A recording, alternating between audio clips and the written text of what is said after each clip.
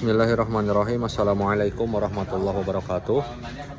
Alhamdulillahirabbil alamin wa bihi nasta'in ala umuri dunya waddin. Wassalatu wassalamu ala asyrafil anbiya'i wal mursalin sayyidina maulana Muhammadin wa ala alihi washabbihi ajmain. Amma ba'du. Rabbi syrah li sadri wa yassir li amri wa hlul 'uqdatam min lisani yafqahu qawli. Perkenalkan, nama saya Muhammad Haji Guntur.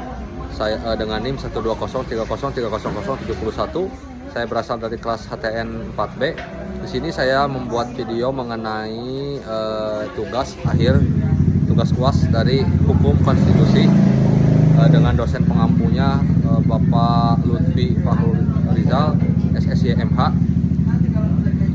Di sini saya akan menjelaskan dari pertemuan 9 sampai pertemuan ke-15. Bahwasanya pertemuan ke-9 ini kita menjelaskan mengenai daya ikat konstitusi. Daya ikat konstitusi itu terdapat 3 hal. Yang pertama ada hukum, yang kedua adalah politik, yang ketiga ada moral. Nah, yang pertama adalah hukum. Nah, hukum itu merupakan sesuatu hal yang mengikat kepada orang yang memang menyetujui tentang adanya hukum tersebut. Nah, maka dari itu konstitusi ini bersifatnya mengikat karena memang hukum konstitusi ini termasuk hukum yang paling dasar. Bahkan menurut KCWR tentang hukum positivisme, bahwasanya konstitusi itu mengikat karena hukum konstitusi itu dibuat oleh lembaga negara yang berwenang membentuk hukum, dan konstitusi tersebut dibuat atas nama rakyat. Kemudian yang kedua ada politik. Nah, politik juga sangat mengikat dengan konstitusi. Nah, meskipun konstitusi itu menitik beratkan pada hukum, namun politik juga sangat berpengaruh. Nah, contohnya seorang presiden atau seorang pemimpin, dia memiliki wewenang untuk memerintah kepada masyarakat supaya mengikuti daripada jalannya konstitusi itu sendiri. Kemudian ada moral. Nah, moral ini sebetulnya merupakan hal yang tidak terikat ya, namun terikat dalam diri masing-masing seseorang. Karena biasanya orang yang memiliki moral dia akan mengikuti atau patuh terhadap aturan.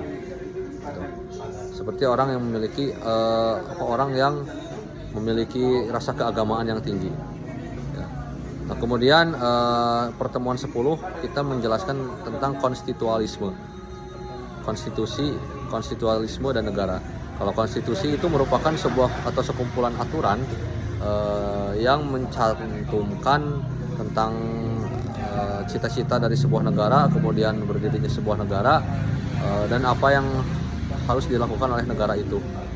Nah, kemudian konstitualisme.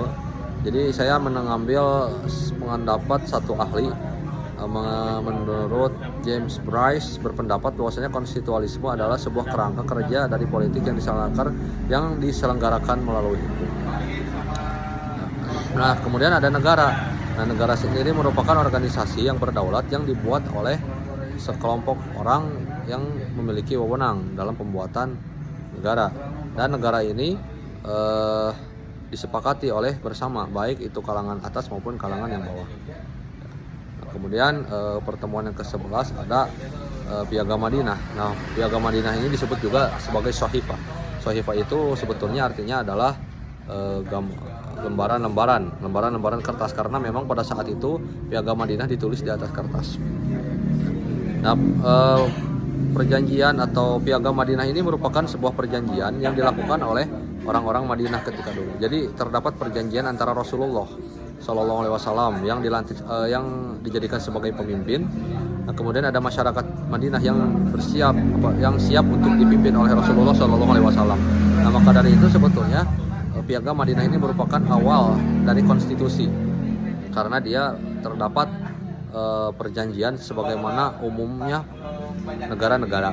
Namun terdapat perbedaan di antara para sarjana barat. Karena apa? Karena sarjana barat menyayangkan bahwa dalam Piagam Madinah ini tidak ada pembagian kekuasaan, sehingga Piagam Madinah tidak bisa disebut konstitusi. Nah, kemudian dalam pertemuan ke-12 kita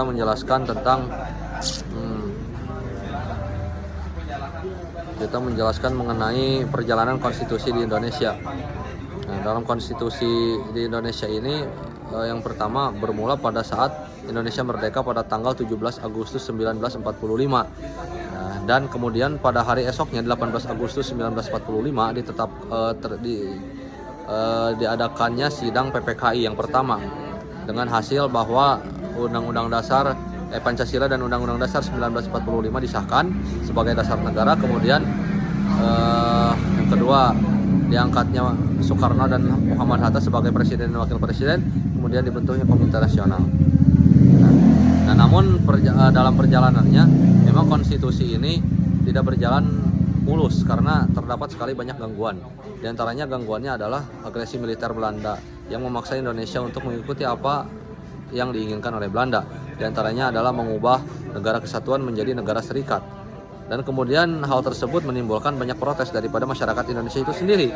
Karena mengingat Indonesia ini merupakan negara yang telah lama berjuang membunuh segala penindasan. Nah, kemudian dalam pertemuan ke-14 terkait amandemen dari Undang-Undang Dasar 1945. Undang-Undang Dasar 1945 ini mengalami 4 kali perubahan, 4 kali amandemen. Yang pertama pada tahun 1999, yang kedua pada tahun 2000, yang ketiga tahun 2001, dan yang keempat tahun 2002. Nah, kenapa dalam 4 tahun berturut-turut ini terjadi banyak sekali amandemen? Dikarenakan memang pada saat itu negara Indonesia sedang mengalami krisis politik, sehingga banyak sekali perubahan atau aturan undang-undang yang dirubah. Kemudian yang ke-14 ada pengujian konstitusi. Pengujian konstitusi ini merupakan salah satu wewenang yang dilaksanakan oleh Mahkamah Konstitusi, ya, berdasarkan Undang-Undang Dasar 1945 pasal 24C ayat 1 menerangkan bahwasanya kekuasaan kehakiman dilakukan oleh sebuah Mahkamah Agung dan badan peradilan yang berada di bawahnya dalam lingkungan peradilan umum, lingkungan peradilan agama, lingkungan peradilan militer, lingkungan peradilan tata usaha negara, dan oleh sebuah Mahkamah Konstitusi.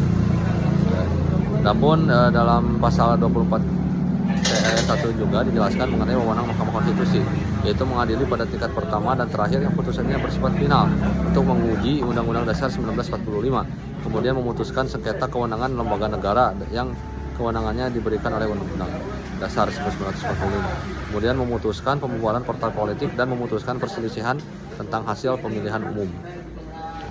Kemudian yang terakhir ada tentang hak asasi manusia.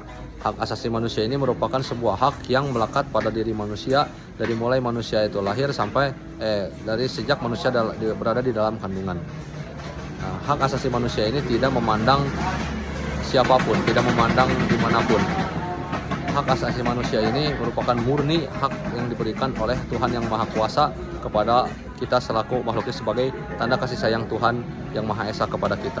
Maka tidak pantas seorang menghalangi hak asasi manusia yang lain, kecuali memang hak orang tersebut mengganggu hak orang yang lain. Mungkin sekian hal yang bisa saya sampaikan. Mohon maaf bila banyak kesalahan karena saya masih dalam proses pembelajaran. Terima kasih. Wallahul muwaffiq ila aqwamit thoriq. Wassalamualaikum warahmatullahi wabarakatuh.